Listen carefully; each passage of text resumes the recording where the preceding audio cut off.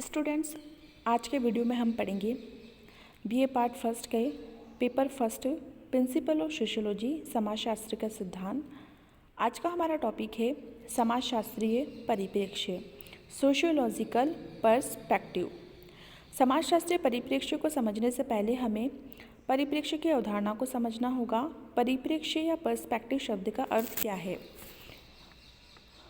वैसे तो मनुष्य के चारों ओर समय समय पर अनेक घटनाएं घटित होती रहती हैं। इन घटनाओं से प्रभावित होकर उसने इनका अध्ययन प्रारंभ किया। परिणाम स्वरूप कई विज्ञानों का विकास किया गया और जिनके द्वारा भिन्न भिन्न प्रकार की घटनाओं का अध्ययन किया जाने लगा।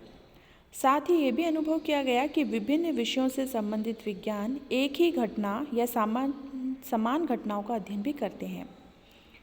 यहाँ पर प्रश्न ये उठता है कि जब समान या एक ही घटना, तथ्य, आंकड़ों और सामाजिक वास्तविकताओं का अध्ययन अलग अलग विज्ञान करते हैं तो ऐसी कौन सी विशेषता है जो विभिन्न विज्ञानों की पृथकता को बनाए रखने में योगदान देती है? इसका स्पष्ट उत्तर यह है कि प्रत्येक विज्ञान का घटनाओं एवं तथ्यों को समझने का एक अपना नज़रिया होता है, एक दृष्टिकोण होता है, एक संदर्भ परिधि होती है और उसे ही उस विज्ञान का परिप्रेक्ष्य या पर्सपेक्टिव कहा जाता है। जैसे अपराधी व्यवहार का अध्ययन समाजशास्त्री सामाजिक दृष्टिकोण या नज़रिए से करेगा, अर्थशास्त्री आर्थिक दृष्टिकोण के नज़रिए से करेगा, राजनीति शास्त्री राजनीतिक दृष्टिकोण से करेगा, तो मनोवैज्ञानिक मानसिक दृष्टिकोण से या मानसिक कारकों के संदर्भ में उस अपराधी का अध्ययन करने का प्रयास करेगा। तो इससे ये स्पष्ट है कि एक ही घटना या तथ्य को अलग अलग विज्ञान अलग अलग नज़रिए या दृष्टिकोण या परिप्रेक्ष्य से देखते हैं और अध्ययन करते हैं। इन विज्ञानों का जो परिप्रेक्ष्य और जो संदर्भ परिधि अलग अलग है, जो उनमें विशिष्टता या भिन्नता प्रदान करते हैं। समाजशास्त्रीय परिप्रेक्ष्य को सविस्तार समझने के पूर्व यहाँ पे हमें परिप्रेक्ष्य का अर्थ समझना होगा। परिप्रेक्ष्य का अर्थ, परिप्रेक्ष्य अंग्रेजी के पर्सपेक्टिव, जो अंग्रेजी भाषा का शब्द है, का अर्थ है परिप्रेक्ष्य। पर्सपेक्टिव परिप्रेक्ष्य लैटिन भाषा के पर्सपेक्टिव से बना है, जिसका अर्थ सीन थ्रू यानी ऊपर से नीचे तक देखना है। दूसरे शब्दों में हम कह सकते हैं कि परिप्रेक्ष्य का अर्थ एक सिरे से दूसरे सिरे तक देखना या फिर निरीक्षण करना है। सामाजिक घटनाओं में इसका अर्थ शुरू से अंत तक परीक्षण या अन्वेषण करना होता है। जब कोई वैज्ञानिक अपने विषय के विशिष्ट उद्देश्यों को ध्यान में रखते हुए किसी तथ्य, घटना या सामाजिक वास्तविकताओं का अध्ययन विशेष नज़रिए या दृष्टिकोण से करता है तो वह उस विषय का परिप्रेक्ष्य कहलाता है। सभी विषयों का घटना के अध्ययन का अपना विशेष ढंग, तरीका या दृष्टिकोण होता है। इस ढंग, तरीका या दृष्टिकोण को परिप्रेक्ष्य के नाम से पुकारते हैं। परिप्रेक्ष्य का तात्पर्य अध्ययन के क्रमबद्ध, व्यवस्थित और विशिष्ट दृष्टिकोण से है जो एक विषय को अन्य विषयों से विशिष्ट बनाता है। किसी भी घटना या तथ्य के अध्ययन के अनेक आयाम या पहलू होते हैं, इसलिए उसके व्यवस्थित विश्लेषण के लिए उसे निश्चित सीमा या परिधि में बांधना आवश्यक है। इसलिए एक घटना के भिन्न भिन्न संदर्भों को अलग अलग किया जा सकता है और एक संदर्भ अथवा अध्ययन का दृष्टिकोण एक विज्ञान या विषय के अंतर्गत आता है। इससे उसके अध्ययन की सीमा निर्धारित हो जाती है और इसे ही हम परिप्रेक्ष्य, पर्सपेक्टिव या संदर्भ परिधि के नाम से जानते हैं। यहाँ पर यह जान लेना भी आवश्यक है कि किसी भी विषय को समझने के लिए उसके परिप्रेक्ष्य, दृष्टिकोण एवं संदर्भ परिधि को समझ लेना जरूरी है। परिप्रेक्ष्य का अर्थ समझने के बाद हमें यहाँ पे समझना होगा कि समाजशास्त्रीय परिप्रेक्ष्य किसे कहते हैं। Meaning of sociological perspective. कुछ विद्वानों ने समाजशास्त्रीय परिप्रेक्ष्य या दृष्टिकोण को इस प्रकार परिभाषित किया है, जैसे थियोडोरसन ने कहा है कि मूल्य, विश्वास, अभिवृत्ति और अर्थ व्यक्ति को संदर्भ और दृष्टिकोण उपलब्ध कराते हैं जिनके अनुसार वो परिस्थिति का निरीक्षण या अवलोकन करता है। इसे ही परिप्रेक्ष्य कहते हैं। थियोडोरसन के अनुसार परिप्रेक्ष्य और संदर्भ परिधि एक दूसरे से निकट रूप से संबंधित हैं और परिप्रेक्ष्य को ठीक से समझने के लिए संदर्भ परिधि को जान लेना भी ज़रूरी है। इन्होंने कहा कि किसी बिंदु के दृष्टिकोण, मानदंड या उदाहरणों की व्यवस्था को लेकर कोई व्यक्ति या समूह अपने अनुभव, ज्ञान और व्याख्याओं को संगठित करता है, उसे ही संदर्भ परिधि कहा जाता है। व्यक्ति के मूल्य और सामाजिक प्रतिमान, जनरीतियाँ, प्रथाएं, रूढ़ियाँ, परंपराएं, संस्थाएं सामाजिक परिस्थिति में उसके अवलोकनों और निर्णयों को प्रभावित करते हैं। इन्हें ही संदर्भ परिधि कहते हैं। G.L. लुंडबर्ग ने बताया है कि हमारी स्थापित आदतों की व्यवस्था ही संदर्भ परिधि के निर्माण में योगदान देती है। आदतों की व्यवस्थाओं को स्पष्ट करते हुए इन्होंने बताया है कि ये लोक भाषा में होती हैं और इन्हें विश्वास, सिद्धांत या जीवन दर्शन के नाम से पुकारा जाता है। इससे स्पष्ट होता है कि परिप्रेक्ष्य या संदर्भ परिधि मानव के द्वारा अपने अध्ययन के उद्देश्यों, सीमाओं और सुविधाओं को ध्यान में रखते हुए निर्मित किया गया दृष्टिकोण है। चिनॉय का यह मानना है कि किसी भी विषय का परिप्रेक्ष्य उसमें प्रयुक्त होने वाली अवधारणाओं से ज्ञात किया जा सकता है। इनका कहना है कि किसी भी विषय या विज्ञान को समझने के लिए यह जान लेना आवश्यक है कि उसमें किन किन मौलिक अवधारणाओं का प्रयोग किया जाता है। यदि हम इन अवधारणाओं को समझ लेते हैं तो उस विज्ञान की प्रकृति और परिप्रेक्ष्य को जान लेना हमारे लिए आसान हो जाता है। गुडे और हार्ट ने कहा है कि किसी भी घटना, स्थिति या वस्तु का अलग अलग प्रकार से अध्ययन किया जा सकता है। इन्होंने बताया कि किसी भी विषय या विज्ञान की परिभाषा, अध्ययन का क्षेत्र, उसकी प्रकृति, सिद्धांत, अवधारणाएं उसके परिप्रेक्ष्य को तय करती है। प्रत्येक विज्ञान में घटना के सभी पक्षों पर ध्यान केंद्रित नहीं करके केवल एक पक्ष पर ध्यान केंद्रित किया जाता है। सभी वैज्ञानिक अपने अपने विषय के विशिष्ट परिप्रेक्ष्य को ध्यान में रखते हुए किसी एक ही घटना या तथ्य का अध्ययन करते हैं और ज्ञान की वृद्धि में योगदान देते हैं। समाजशास्त्रीय परिप्रेक्ष्य को हम दो प्रमुख भागों में बांट सकते हैं। पहला है समाजशास्त्रीय समाज समूह, सामाजिक अंतःक्रियाओं, सामाजिक संबंधों, सामाजिक व्यवहार, सामाजिक संरचना, सामाजिक व्यवस्था और इनमें होने वाले परिवर्तनों का अध्ययन करते हैं।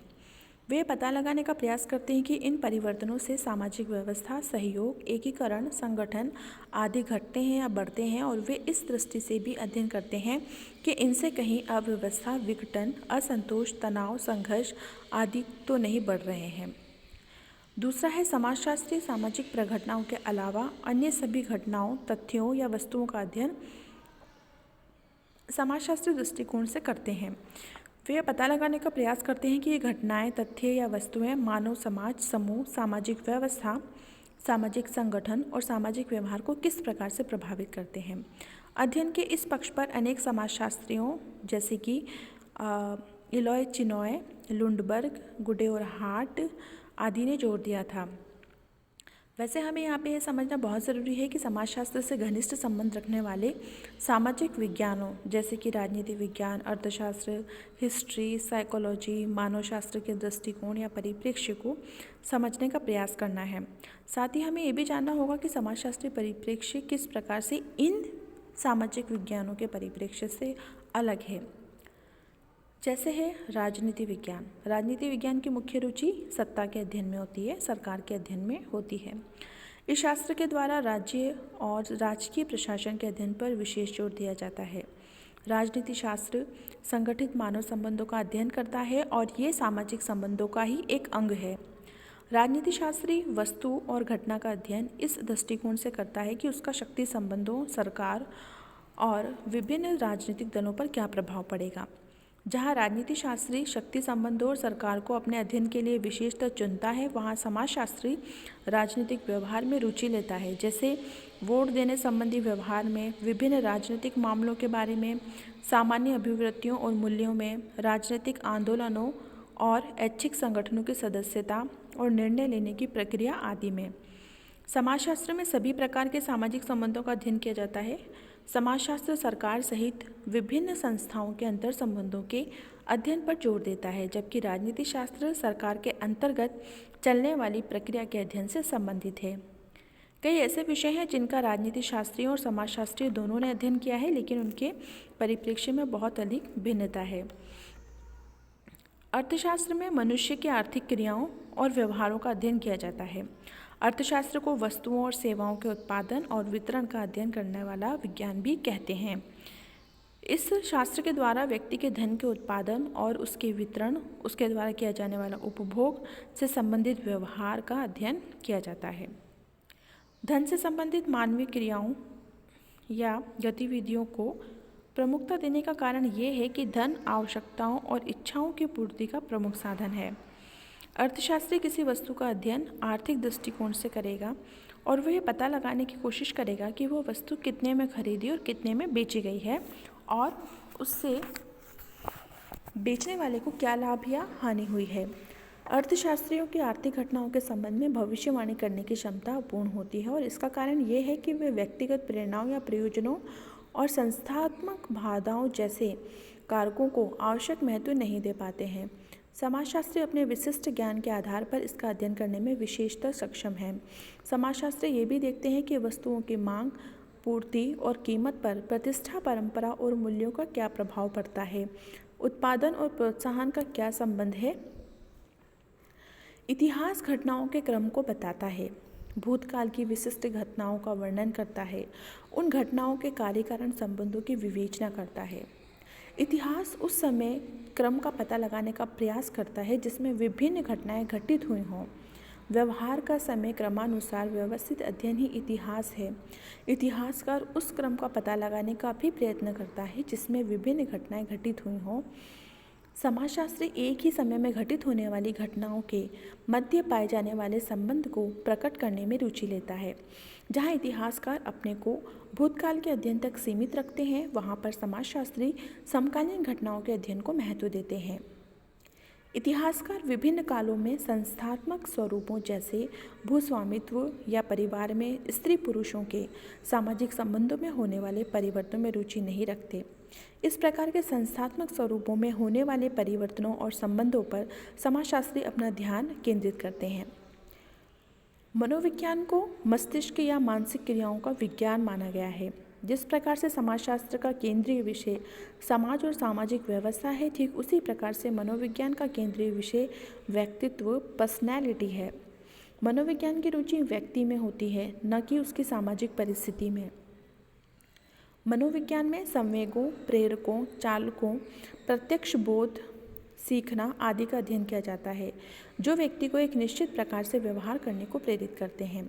यह मानसिक प्रक्रियाएं ही व्यक्तित्व व्यवस्था का निर्माण करती हैं। मनोवैज्ञानिक व्यक्तित्व के अध्ययन पर विशेष जोर देते हैं और समाजशास्त्री समाज और सामाजिक व्यवस्था के अध्ययन पर।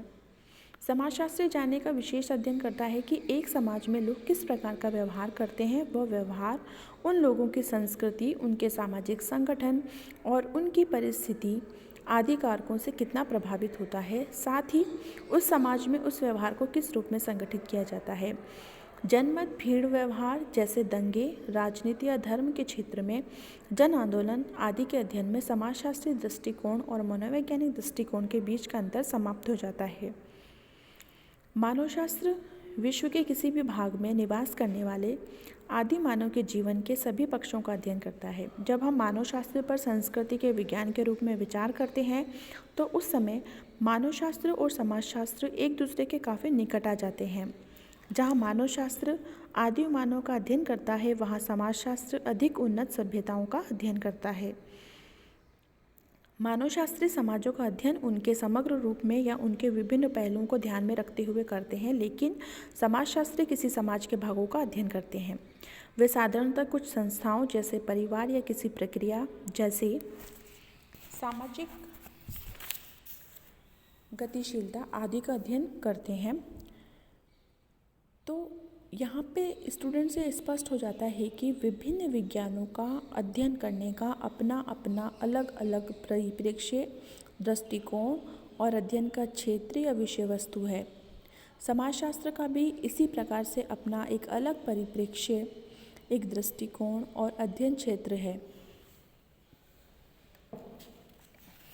इस प्रकार से सभी विज्ञानों का अपना अपना एक अलग नज़रिया होता है, एक अपना अलग दृष्टिकोण होता है, जिस दृष्टिकोण के आधार पर वह किसी भी घटना का या विषय वस्तु का अध्ययन करते हैं और समाजशास्त्रीय परिप्रेक्ष्य में किसी